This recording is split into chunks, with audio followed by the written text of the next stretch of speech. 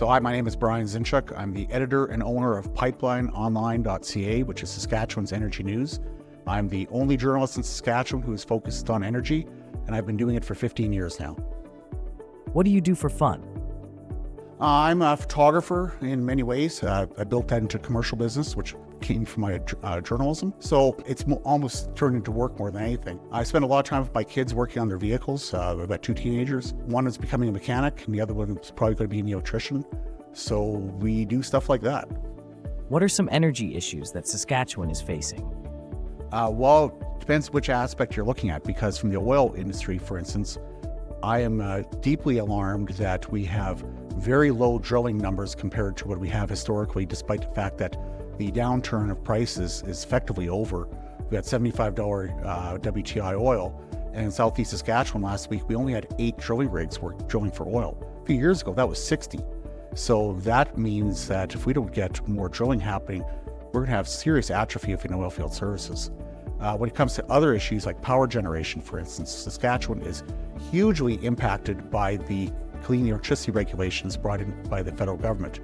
Right now, on any given day, up to 87% of our power generation comes from coal and natural gas.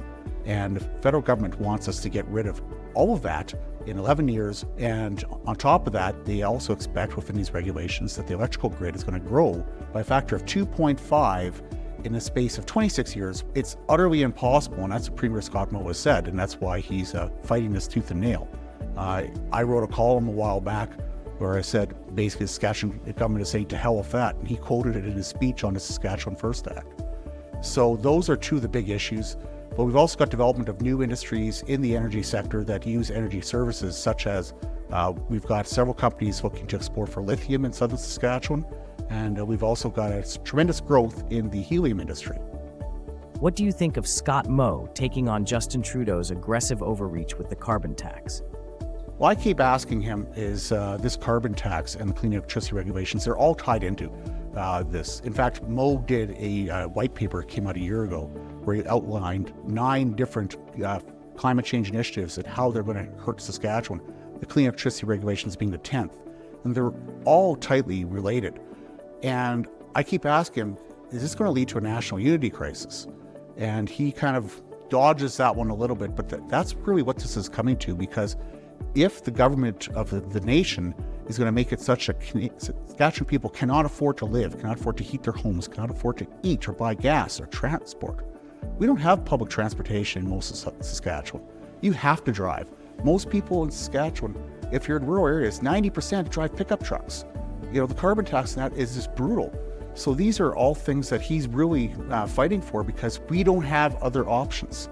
With Canada contributing just 1.5% to global carbon emissions and vast forests absorbing CO2, is a carbon tax truly necessary? Well, exactly that. When you count all the trees that we have, are we really emitting that much carbon? And the people who support the whole idea of the climate change orthodoxy, the Church of Climate Change, they'll say, well, you add it all up and it makes a big difference. You know, you really have to ask yourself, is carbon dioxide really a pollutant, or is it plant food? You know, and if you come to the conclusion that, it's what keeps us alive because that's what grows our crops and allows our animals to eat it, and we eat the animals, we eat the crops, you know, is it really that big of a thing?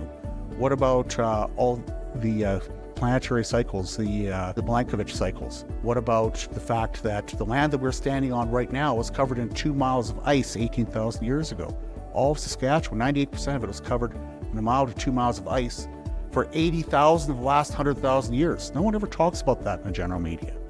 Saskatoon was uncovered by ice 12,000 years ago, according to the Saskatchewan Geological Survey. And then from Saskatoon to northeast Saskatchewan, in 4,000 years, that all melted. You go to the Columbia ice fields near Banff, and they have a sign saying, well, here's where the glacier was in 1920, and a mile down the road, well, here's where it was in 1980. And they make a mile of melting in 80 years a big deal. The reality is that for almost all of Canada, from 12,000 years ago to 8,000 years ago, the ice is retreating 600 to 800 meters a year across a global or a continental ice sheet. But no one ever talks about that in the media. It's all we're causing it. It's the 2 coal-fired gas plants 6 miles from my house, my gas-guzzling SUV is causing the end of the world. We can live where there's open trees and fields like this. We can't live on an ice sheet. How can someone get in touch with you? You can find me at PipelineOnline.ca.